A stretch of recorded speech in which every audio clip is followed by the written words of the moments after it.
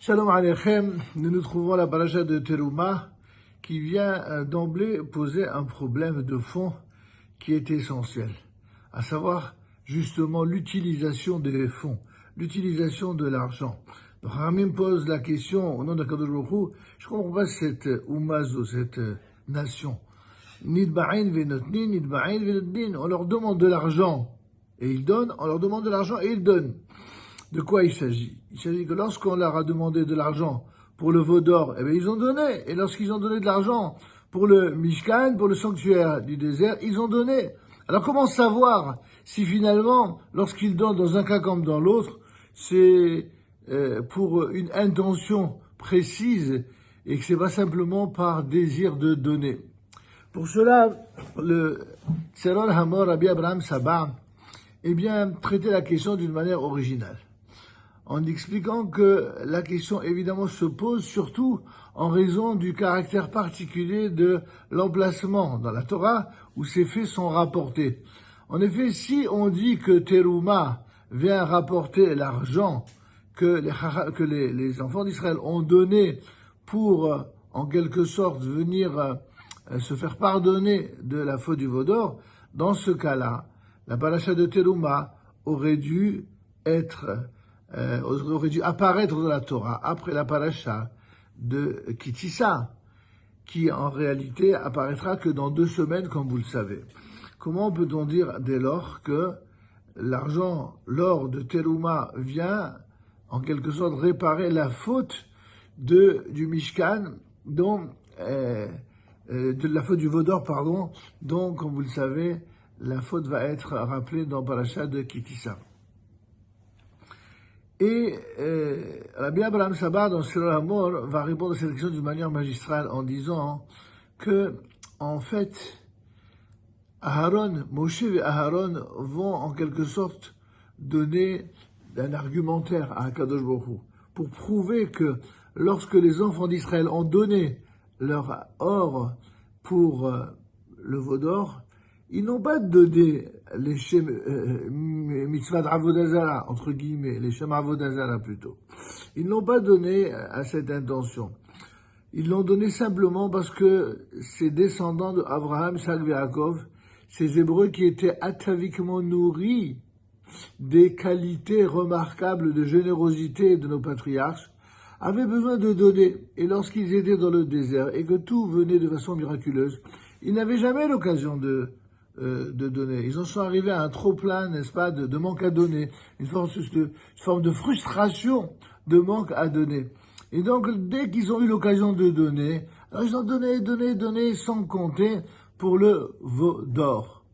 Et qu'est-ce qui prouve et démontre que lorsqu'ils ont donné pour le Mishkan, c'était vraiment les Shem Mitzvah de la Gdusha et pas les Shem Avodazara, c'est que là, ils n'ont pas donné d'une manière désordonnée, sans calcul. Au contraire, ils ont donné exactement selon ce qui leur a été demandé. Le fait de donner avec mesure, en respectant des règles, et surtout les Shem Mitzvah, c'est ça qui, en quelque sorte, a donné une valeur supérieure. Reste la question posée, et dans ce cas-là, comment se fait-il que Teruma est placé justement 2 semaines avant que l'on parle de la faute du veau d'or dans Kitissa?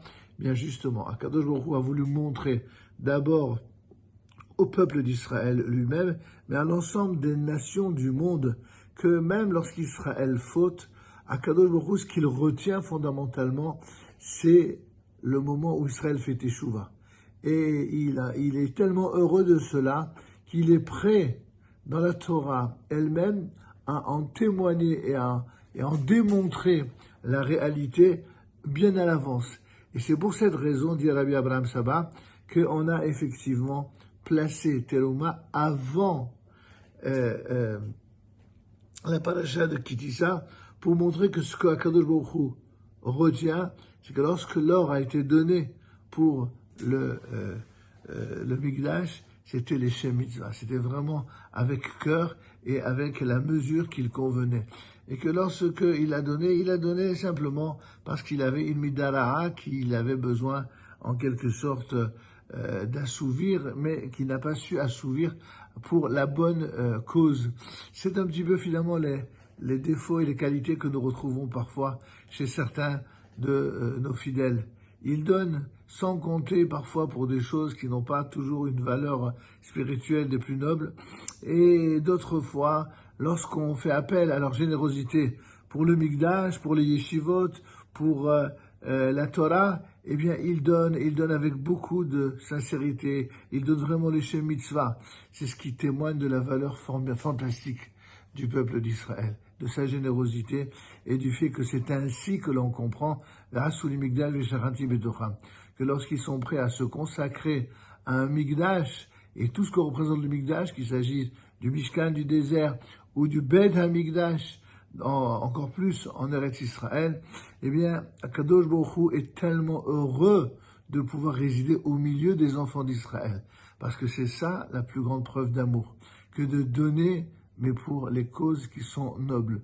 Baruch Hashem, que Akadosh Baruch Hu vous donne ce zéchout énorme de donner pour les nobles causes, et notamment pour la Yeshiva Or Vishua, qui, Baruch Hashem, est une Yeshiva tellement heureuse, tellement méritante, tellement noble dans ses objectifs, et avec Baruch Hashem des Talmid et Hachamim qui se donnent corps et âme par amour pour le peuple, pour la terre et pour la Torah d'Israël, que plus vous donnerez à ce type de yeshivot, et plus vous recueillerez de brachot, vous-même, vos familles, et Be'ezrat Hashem, toutes les yeshivot, grâce à cette bracha qui est essentielle, celle de l'alliance entre la Torah de vérité, et l'amour absolument inconditionnel de Hakadosh Baruch Hu. Tiskol Hamizot, Shabbat Shalom et voilà.